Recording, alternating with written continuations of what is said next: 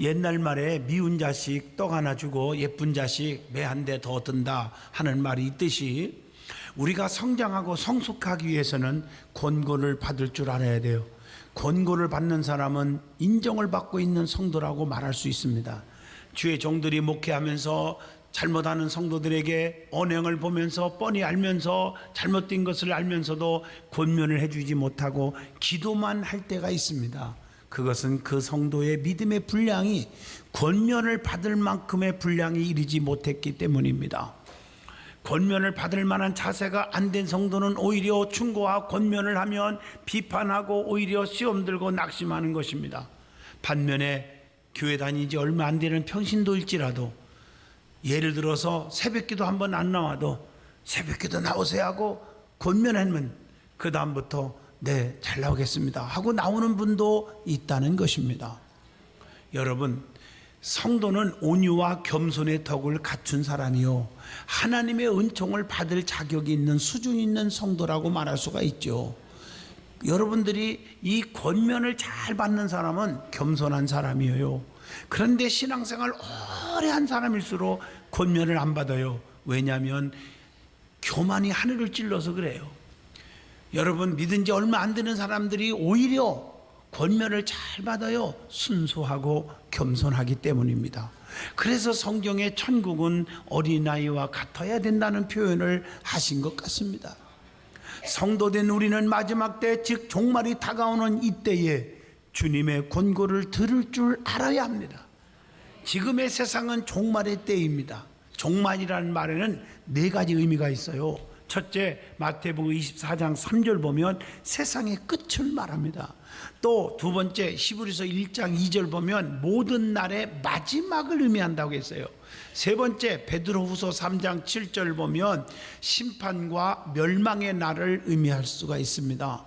넷째로는 사도행전 1장 11절 보면 어찌하여 서서 하늘을 쳐다보느냐, 너희 가운데서 하늘로 올리우신 이 예수는 하늘로 가심을 본 그대로 다시 오시리라 하였느니라. 주님의 재림의 날을 가리켜서 말하고 있습니다. 사람이 살아가면서 계절을 구분하지 못하고 살면 바보 취급을 당하죠. 겨울 내내 밍크 코트를 입고 다녔는데 너무 좋아가지고 한여름에 그걸 입고 교회에 왔어요. 그러면 여러분들이 다 웃잖아요. 웃음거리가 될 수밖에 없는 겁니다. 정상적인 생활을 하는 사람은 누구나 봄인지 여름인지 가을인지 겨울인지 계절을 구분할 줄 압니다. 따뜻한 햇빛이 내리쬐고 새싹이 바글바글하게 돋아나면 야, 봄이 왔구나 알게 됩니다.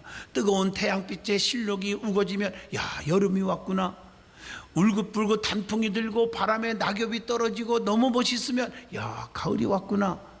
찬바람에 산과 들이 얼어붙이고 눈보라가 치면 야, 겨울이 왔구나. 이렇게 아는 것입니다. 세상 모든 사람들이 이 계절을 뚜렷이 구분할 수 있는 것처럼 하나님을 믿는 성도는 오늘의 시대를 분별할 줄 알아야 돼요. 성경에 보면 시대는 세 가지죠. 구약시대, 신약시대, 말세. 구약시대는 성부 하나님, 신약시대는 성자 하나님 예수 그리스도, 또 말세는 성령 하나님이 역사하는 시대입니다. 지금은 성령 시대 말세예요. 종말의 때인 것입니다. 이러한 마지막 때의 성도들은 주님의 권고를 들을 때 발전 있고 성숙 있고 성장 있고 거듭남이 있을 줄로 믿습니다.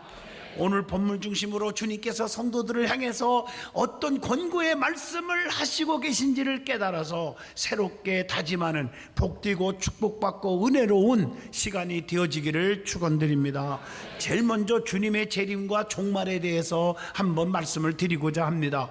주님은 반드시 다시 오십니다. 그때는 반드시 심판이 이루어집니다. 지옥과 천국이 갈라집니다. 여러분, 이걸 아셔야 돼요. 그래서 성경에 보면 재림에 대한 예언이 많이 나오지요. 누가 예언했어? 첫째, 다니엘이나 에스겔이나 이사야나 요엘 선지자, 아모스 같은 분들, 특별히 다니엘서 7장 13절 보면 선지자들이 예언을 하고 있어요. 반드시 주님은 오신다. 심판이 있다. 또 요한복음 14장 3절 보면 예수님 자신이 예언하고 있어요. 또 사도행전 3장 20절 보면 사도들이 예수님을 다시 오실 거라고 예언하고 있어요. 사도행전 1장 11절 말씀대로 하늘로 가심을 본 그대로 오시리라 하였느니라 천사가들이 예언하고 있어요. 반드시 주님은 오십니다. 종말이 있습니다. 심판이 있습니다. 그러면 종말에 대한 이 자연적인 징조에 대한 성경이 뭐라고 말씀했나? 이런 일들이 일어나면 야, 때가 가까웠다, 종말이 가까웠다, 심판날이 가까웠다 알으라는 거죠. 그게 마태복음 24장 7절로 8절 보면 나라가 나라를 치고 민족이 민족을 대적하며 각 처에서 기근과 쥐진이 있으리니 이것이 재난의 시작이니라 라고 우리에게 말씀하고 있어요. 지금 각 세계 각처에서 이런 현상들이 얼마나 많이 일어나고 있습니까? 이게 말세의 징조입니다. 그 다음에 다니엘서 12장 4절 보면 사람들의 왕래가 빨라지며 지식이 더해간다. 지금은 인터넷 시대라고 하잖아요. 여기서 기침 한번 하면요, 1초도 안 가갖고 미국 뉴욕 그냥 미국 뉴욕이나 로스앤젤레스나 자 유럽의 영국이나 프랑스 이태리 다 가 있더라고요. 얼마나 빠른지 몰라요. 이게 좋게 빠르면 좋은데 나쁜 쪽으로 빨라지니까 세상에 아주 병들어 버리는 거죠.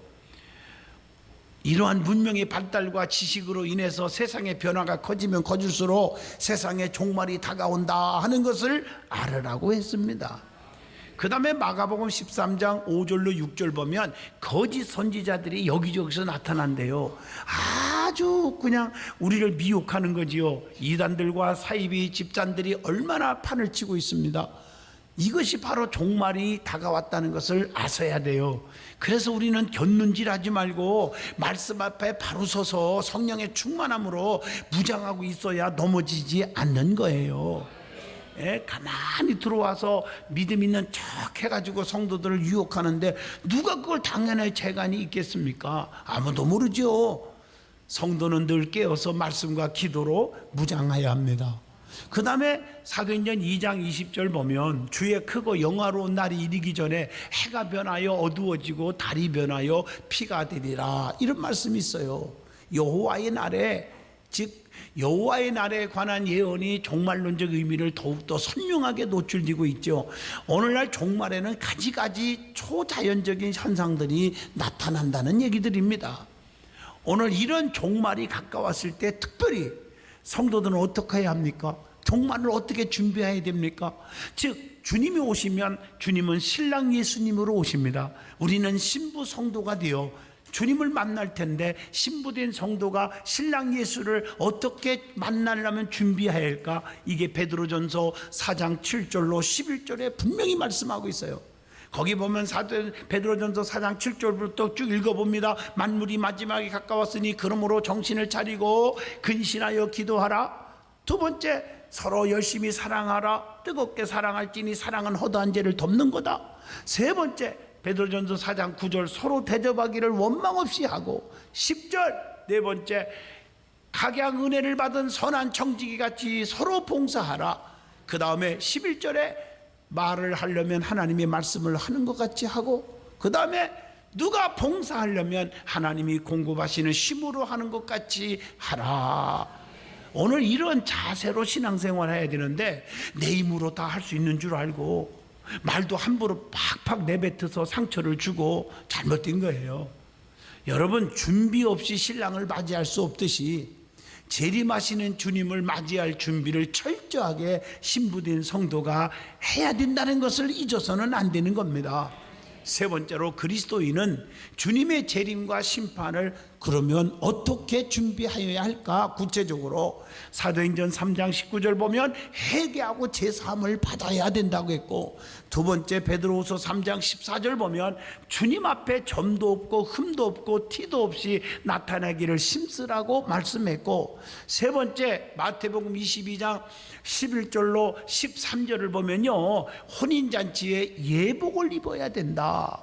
또 네 번째 마태복음 25장 20절로 21절 보면 달란트 비유가 나오잖아요. 하나님께로부터 받은 달란트, 즉 사명을 최선을 다해서 이익을 남기는 자가 돼야 된다. 즉 주님 앞에 열매로 보여야 된다는 얘기죠. 끝까지 열심히 사명 감당하셔서 열매를 보여주시기를 바랍니다. 여섯 번째로, 주님의 뜻대로 행해야 된다고 마태복음 7장 21절에 말했죠. 주여 주여 한다고 교회 와서 주여 찾는다고 천국 가는 게 아니고 아버지 뜻대로 사는 자가 간다고 그랬지 않습니까? 그러면 주님 뜻이 아닌 내 생각에 집착되어서 그것이 마치 주님의 뜻인 양 착각할 때가 너무 많아요. 어떤 분들은요, 자기의 막 욕심에 의해서, 자기 정욕에 의해서 이것 주시고 저것 주시고 이렇게 해주시고 요렇게 옮겨주시고 별 얘기를 다 기도한 다음에 마지막에요, 아버지 뜻인 줄로 숨 넘어가겠네, 뺐습니다. 그럴 때 주님이 뭐라고 말할까요? 야, 그건 네 뜻이지 내 뜻이 아니야. 정신 차려요. 하나님의 뜻은 사랑이 충만해야 돼요. 아무리 많은 능력을 행한다 해도 사랑이 없으면 아무것도 아니라고 고린도전서 13장 2절에 말씀하고 있어요. 자꾸만 마음에 안 들면 혈기 부리고 소리 지르고 고집 부리고 안 돼요. 가정에서도 마찬가지예요. 주님의 뜻에는 모든 것에 사랑을 더하셨던 것을 알 수가 있습니다. 7번째, 요한복음 13장 34절에 새 계명을 너희에게 주노니 내가 너희를 사랑한 것 같이 너희도 서로 사랑하라. 사랑하고 기도하고 깨어 있어야 된다는 얘기죠. 누가복음 21장 36절에도 기도하며 깨어 있으라.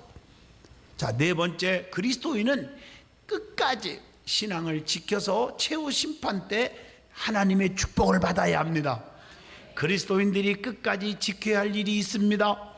이걸 못 지켜가지고 이단에 빠져서 멸망받고 그러잖아요.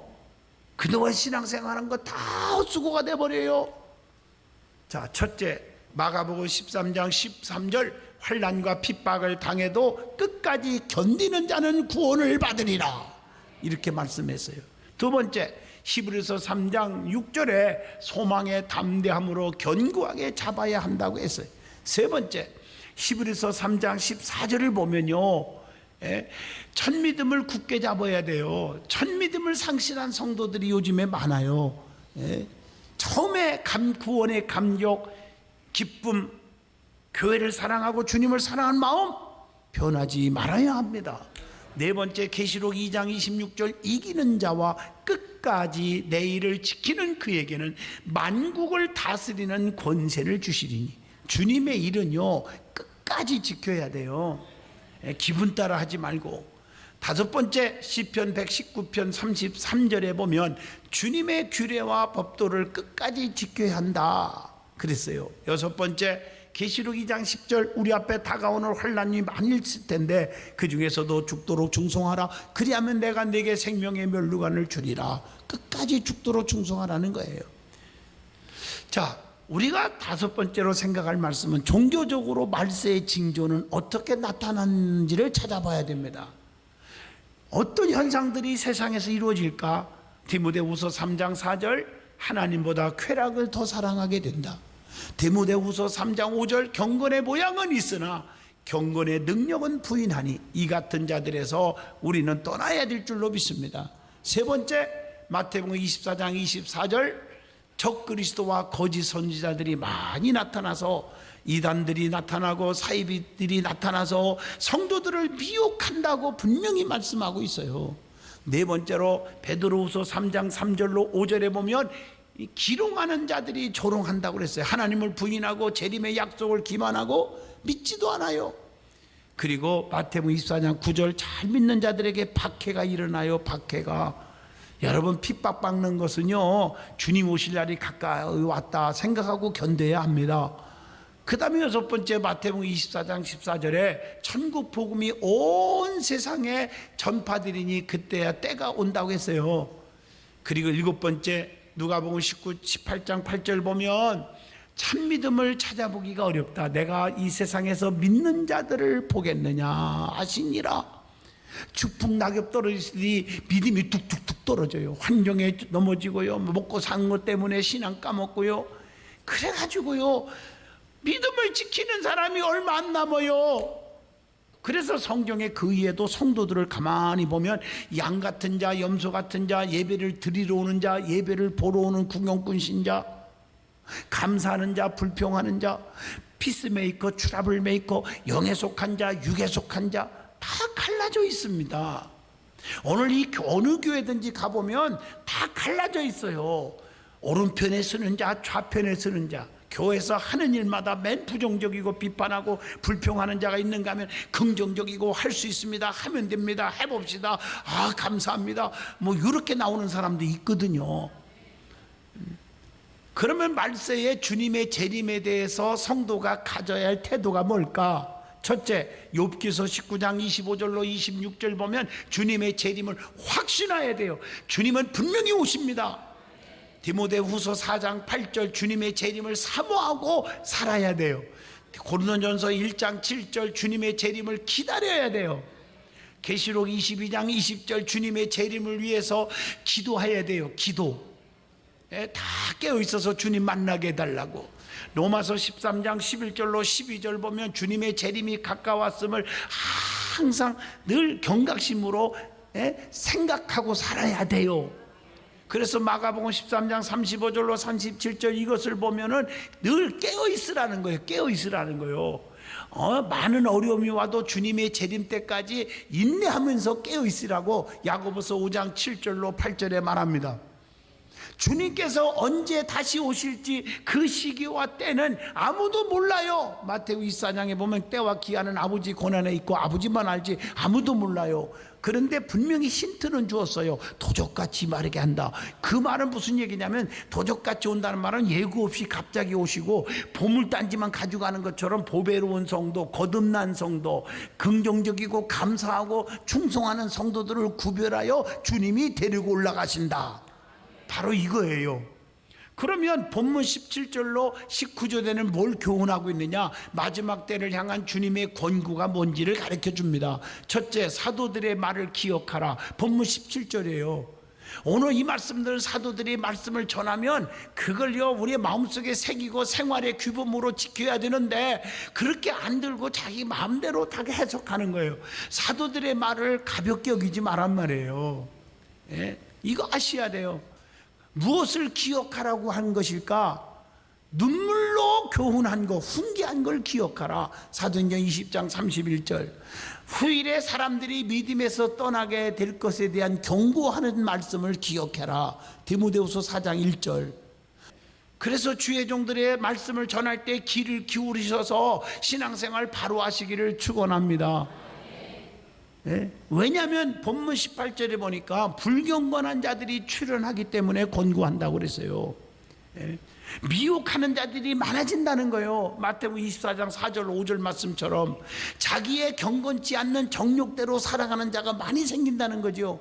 베드로후서 2장 2절의 말씀, 베드로후서 2장 또 10절의 말씀 기억하세요. 그러므로 성도들은 정욕을 쫓아 살면서 죄의 종로로 타기보다는 빛의 자녀로서 진리 안에서 참 자유를 누려야 될 줄로 믿습니다. 그리고 말세에는 기롱하는 자들이 많아진다. 베드로후서 3장 3절의 말씀입니다. 말세가 다가올수록 주의 재림이 없다고 하는 자들이 늘어난다는 거예요. 이들은 말씀을 알기는 알지만 진리로 받아들이지 않는 자들입니다. 죽으면 끝난다고 생각해요. 주님의 심판을 두려워하지 않는 자들이요 끝내 멸망받게 될 거라고 생각해요. 우리가 예수 믿는 목적이 영생입니다. 영생. 병 고치고 물질 축복받고 그게 목적이 아니에요. 영생을 얻는 거예요. 영생. 그런데 어떤 사람들은 물질 축복, 그러니까 물질이 생기면 하나님 버리는 거예요. 그게 돈이 많이 생기면 하나님 다 버려요. 명예와 권세가 목적이다. 뭔가 권력을 딱 쥐어버리면 그냥 하나님도 없고 주의 종도 안 보이잖아. 그게 누구야? 사울왕이잖아요. 사울왕. 주의 종 알기로 우습게 그고 목회꾼을 건들다가 마지막에 하나님이 신이 떠나니까 악귀가 붙잡고 비참하게 죽어버렸고, 그게 사울왕의 말로지 않습니까? 오늘 이런 것들을 다 이기시기를 주의 이름으로 축원합니다. 그래서 디모데후서 2장 16절 망령 뛰고 헛된 말을 버리라. 그들은 경건하지 아니하며 점점 나아간다고 그랬습니다. 그 다음에 성령 없는 자들이 출현하게 된다는 게 19절 말씀. 성령이 없는 자들은 어떤 사람들입니까? 여러분, 어떤 사람이 성령 충만하지 못한 자입니까? 내 속에 성령으로 거듭나지 못한 자가 누구입니까? 라는 질문입니다. 첫째, 여러분들이 주변에서 보세요. 저 사람은 성령 충만한 것 같은데 아니래. 이걸 알려주는 거예요. 목사가 지금 말씀을 통해서. 첫째, 당을 짓는 자. 교회 안에서 당을 짓는 자들이 있죠. 자기 마음에 드는 자들끼리만 교제하고 먹고 마시고 학연, 지연 등등 따지고 파당 만들어서 교회를 시끄럽게 하는 자라. 베드로후서 2장 1절입니다. 그래서 여러분들 갈라디아서 1장 7절, 골로새서 2장 8절 등등 성경에 얼마나 많이 나오는지 몰라요. 당을 지어서 자기들 마음에 들지 않는 사람을 속임수로 죽이려 하면 자기가 먼저 죽는 거잖아요. 우리는 온전히 예수 그리스도 안에서 하나고 예수님만 따르시기를 축원합니다. 여러분, 사람을 따르는 게 아니에요. 주님을 따르는 거예요. 여기 서 있는 목사를 따르는 게 아니에요. 주님을 따르는 거예요. 사람 보고 상처받을 것 없어요. 그래서 여러분, 끼리끼리 놀지 말라는 거예요. 끼리끼리 마음에 드는 사람끼리면 놀러가고 끼리끼리 뭉치고 그러면, 그렇지 못한 사람은 상처를 받으니 그 영혼에게 상처를 주면 어떻게 됩니까? 성경에 보면 소자 어린아이 하나에도 실족해 하며 연재 맷돌에 목에 걸고 바다에 빠뜨리는 것이 낫느니라. 내 뱃속에 난 자식일지라도 부모들아 자녀들을 노엽게 하지 말라. 생명 하나하나가 귀한 것입니다. 그래서 우리는 당을 짓는 일이 없기를 축원합니다. 쑥덕거리지 않기를 축원합니다. 끼리끼리가 없기를 원합니다. 그 다음에 두 번째, 육에 속한 자라. 그래서 성령이 없는 분은 육에 속한 자요, 성령의를 받아들이지 않는 자요. 고린도전서 2장 14절의 말씀입니다. 육체의 마음을 쫓아 헛되이 과장하고 거짓말을 잘하는 자라. 골로새서 2장 18절로 19절의 말씀입니다. 믿음에서 떠나 미혹해하는 영과 귀신의 가르침을 쫓아 사는 거라고 디모데전서 4장 1절에 말했어요. 성령을 떠나면요, 성령이 없이 사는 사람은 그리스도의 사람이 아니에요. 로마서 8장 9절, 그리스도의 영이 없으면 그리스도의 사람이 아니니라 라고 말씀하고 계십니다. 내 안에 그리스도의 영이, 성령의 충만함이 있어야 될 줄로 믿습니다. 여러분은 신앙생활 성령 충만하게 하셔야 합니다. 그래서 성령 충만한 교회에서 여러분들이 성령으로 거듭나고 성령님의 인도하심과 성령님의 보호하심과 성령님의 축복하심이 임해야 될 줄로 믿습니다. 성령이 없는 자는 세상적이요 정욕적이요 마귀적이라고 야고보서 3장 15절로 16절에 분명히 말씀하고 있습니다. 육체의 소욕을 따라 성령을 거스리지 않기를 축원합니다. 갈라디아서 5장 17절의 말씀입니다. 그러면 본문 20절로 23절 보면 마지막 때에 성도가 취해야 할 태도가 있어요. 이게 뭘까? 첫째, 오늘 본문 20절입니다. 믿음 위에 자신을 건축하며 성령으로 기도해야 한다 그랬습니다. 우리는 믿음으로 살아야 합니다. 믿음으로 마음이 깨끗해진다고 사도행전 15장 9절에 말합니다. 믿음 있는 사람은 양심이 바라요, 심령이 깨끗해져요. 그래서 야고보서 2장 22절에 행함으로 믿음이 온전케 된다는 말씀을 주고 있습니다. 그래서 믿음으로 자신을 건축하라 그래서 오늘 말씀에 그것은 선을 이루고 덕을 세워야 된다고 하는 로마서 15장 2절의 말씀이고, 그것은 고린도전서 1장 8절처럼 끝까지 견고케 하라는 거예요. 그리고 늘 기도할 때 성령님에 이끌려서 성령으로 기도하라는 거예요. 로마서 8장 27절 보면 하나님의 뜻대로 성도를 위하여 간구하시는 성령님이 계시잖아요. 성령 안에서 기도를 힘쓰라고 에베소 6장 18절에 말합니다. 내가 소리를 지르고 악을 쓴다고 기도가 아닙니다. 성령님의 이끌린 기도를 하시라는 거예요. 영으로 인도함을 받은 자가 하나님의 아들이라고 로마서 8장 14절에 말씀하고 있지 않습니까? 그래서 모든 일을 믿음의 기초 위에서 하라는 겁니다. 두 번째는 사랑 안에서 자신을 지키라 그랬어요. 본문 21절의 말씀입니다. 사랑 안에 거하려면 어떻게 하는 거냐? 요한복음 15장 9절로 10절에 내 계명을 지키면 내 사랑 안에 거하리라. 주님의 법도를 지키는 것이 주님을 사랑하는 거예요. 하나님께서 난 자마다 그래서 주님의 법도를 지키고 범죄하지 않는다고 요한일서 5장 18절에 말씀하고 계십니다. 자신을 지켜서 우상을 멀리하는 거라고 요한일서 5장 21절에도 말씀하고 있습니다. 자, 그 다음에 세 번째, 의심하는 자들을 긍휼히 여기라고 하는 본문 22절입니다. 여러분, 의심한다는 말은 무슨 얘기예요? 믿음이 없다는 거예요. 믿음이 적은 자들아 왜 의심하느냐? 그래서 풍랑을 그치게 주님이 하셨잖아요.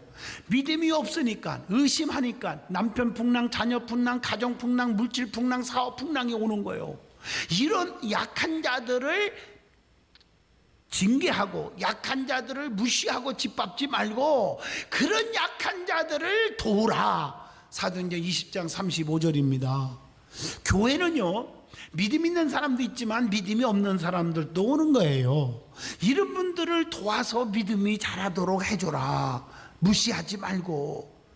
믿음이 약해서 의심하는 자를 비판하지 말으라고 로마서 14장 1절에 우리에게 주고 있어요. 그래서 로마서 15장 1절 그 뒤로 보면 믿음이 강한 우리는 마땅히 믿음이 약한 자의 약점을 담당하고 또 그 다음에 자기를 어떻게 했어요? 담당하고 자기를 어려운 사람들을 어떻게 했어요? 기쁘시게 하지 아니할 것이니까 그들을 잘 도와라. 마땅히 연약한 자들의 약점을 감당하라는 거예요. 내가 담당하라는 거예요. 연약한 자들의 약점을 다 감당하라는 거예요. 로마서 15장 1절에 말씀이 있는 것은 믿음이 없어서 의심하는 자들을 불쌍히 여기고 도와줄 줄 알아야 되고 중보 기도를 해 주셔야 되는 것입니다.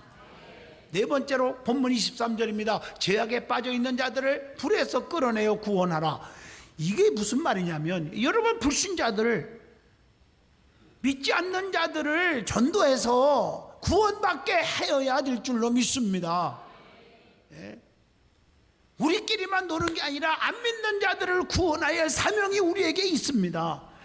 말세에 종말에 처한 우리가 이걸 잘 지키고 살아야 됩니다. 그럴 때 주님이 야 착하고 충성된 종이구나 인정하고 면류관이 번쩍번쩍 빛날 줄로 믿습니다.